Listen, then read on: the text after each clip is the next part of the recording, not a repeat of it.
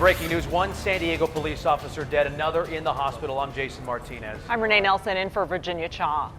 Let's go right now to Shelley Zimmerman, the chief of San Diego Police, with the latest update on the deadly shooting involving one officer who was killed this morning. I can't begin to put in words the emotions and feelings that surround an event like this. This is one of the most difficult and heart-wrenching situations for police officers to go through. I want to commend all of the officers, detectives, civilian staff that have demonstrated professionalism and courage throughout the long night and continue to do so while we seek to find answers to the senseless murder and attempted murder of our police officers. As you are now all aware, one of our officers was murdered last night while he was protecting our community. Officer Jonathan, he goes by JD, de Guzman.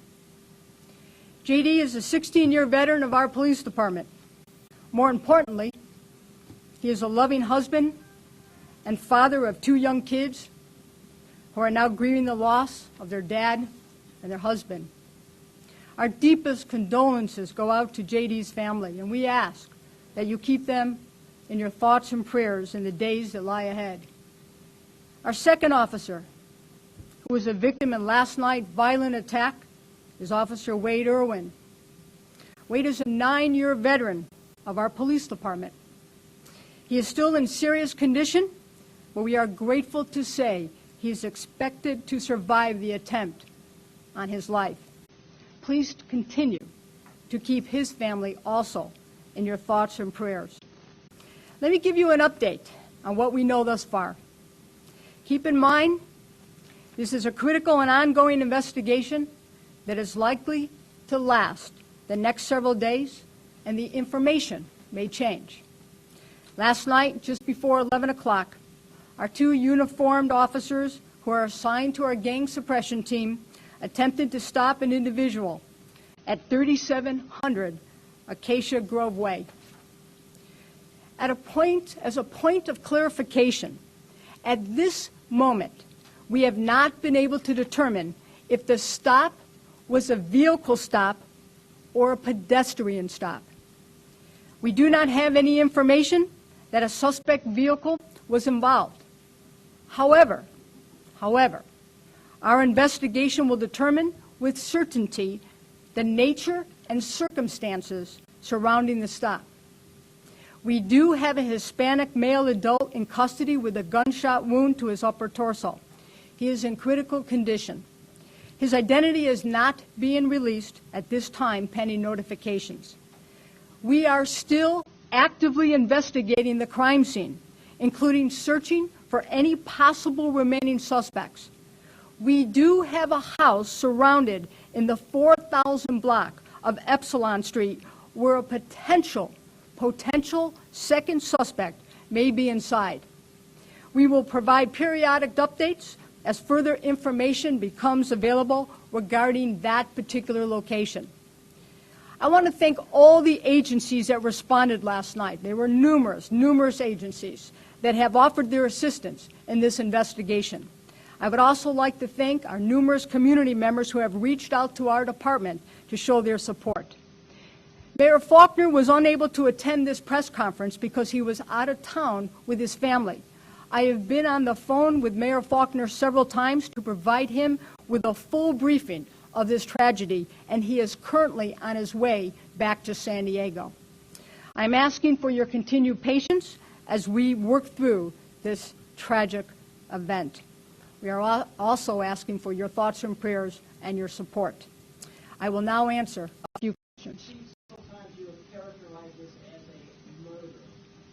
Can you tell us whether or not you believe it was an ambush-style attack, whether or not the officers were targeted by these suspects? We don't know with certainty either of those questions that you have asked. When we are able to speak with our officer,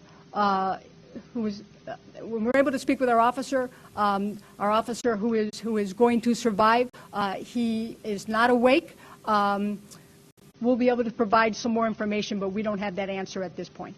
Chief, you haven't released the name of the suspect or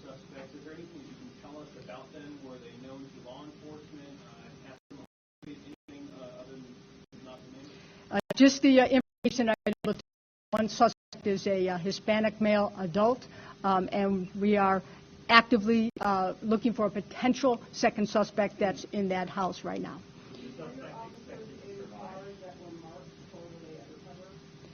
The officers were in marked vehicles. Were they wearing bulletproof vests? Yes, they were.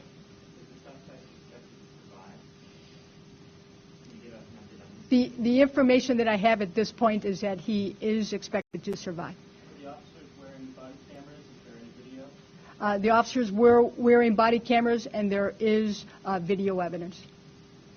Chief, you indicated it's unclear whether they were pedestrians or they were in a vehicle. Was there nothing that indicated there was a vehicle nearby?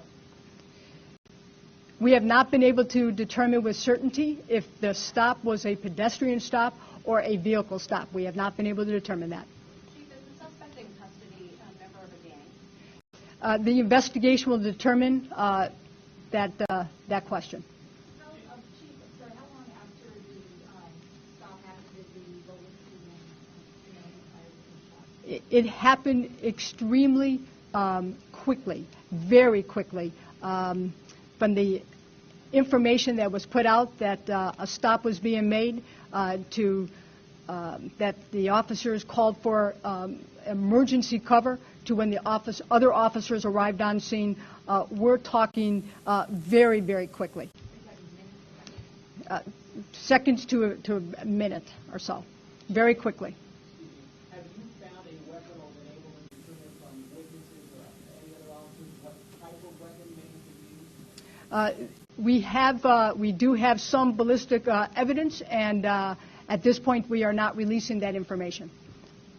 Can you tell us more about how perhaps this second suspect was identified and located? Some information that we received led us to this particular location of a potential second suspect at this residence, and that's what we're trying to determine right now.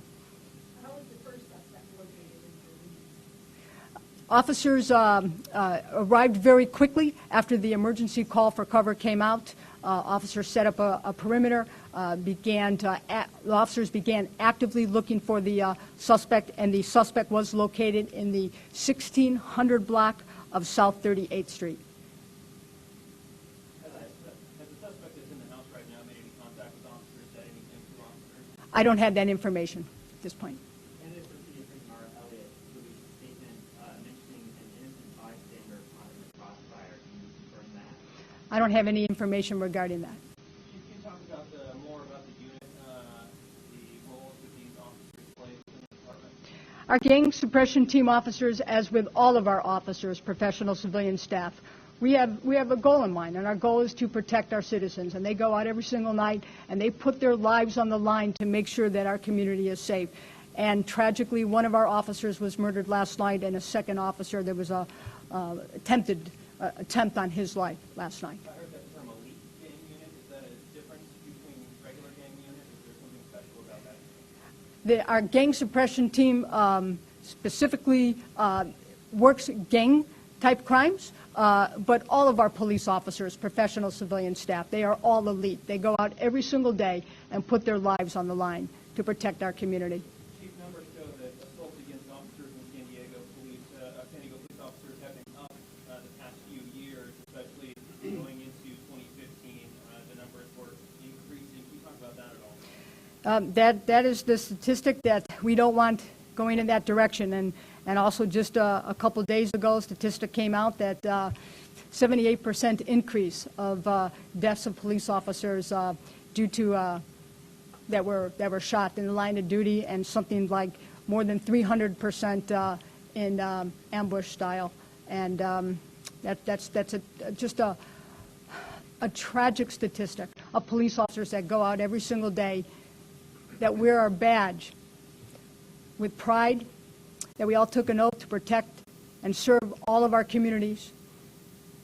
And to have this happen to our police officers, we have seen this happen way too many times just in these last few weeks across our great country. It is tragic for everyone. After the recent events that happened in different cities across the country, are there new measures, and obviously this happens today, are there new measures that the department may be evaluating to We evaluate officer safety all the time. We evaluate all the time. What more can you tell us about the fallen officer? I can tell you he is a loving, caring husband, father, talked about his family all the time. I personally worked with him when I was a lieutenant at Mid-City Division. I know him. And this is gut-wrenching. He cared. He came to work every single day just wanting to make a positive difference in the lives of our community. And last night he lost his life trying to make a positive difference and protect our community. I can get that for you. I don't have that. Do you have the age of these children? Two young children. I'm not going to release the age. Officer Irwin, also married, has a young child also. Can you tell us if there was a call made into the police at all before the stop, or did it sound like they were on patrol? The investigation will determine all of that. Can you tell us a little bit more about the officer being injured because his family life? Again, so dedicated, loving, caring, somewhat of a new father. His wife has been at his side all night, continues to be at his side, will be there when he wakes up. Just cared so deeply for his family, cared so deeply for our community, and again, went out there every single night just wanting to make a positive difference in the lives of our community members, to make it safe for everybody in our community. Last question, guys.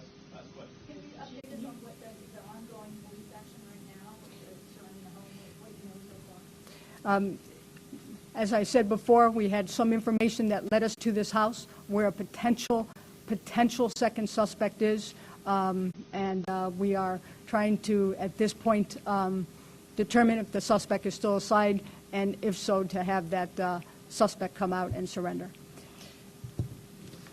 We'll continue to update as more information becomes available.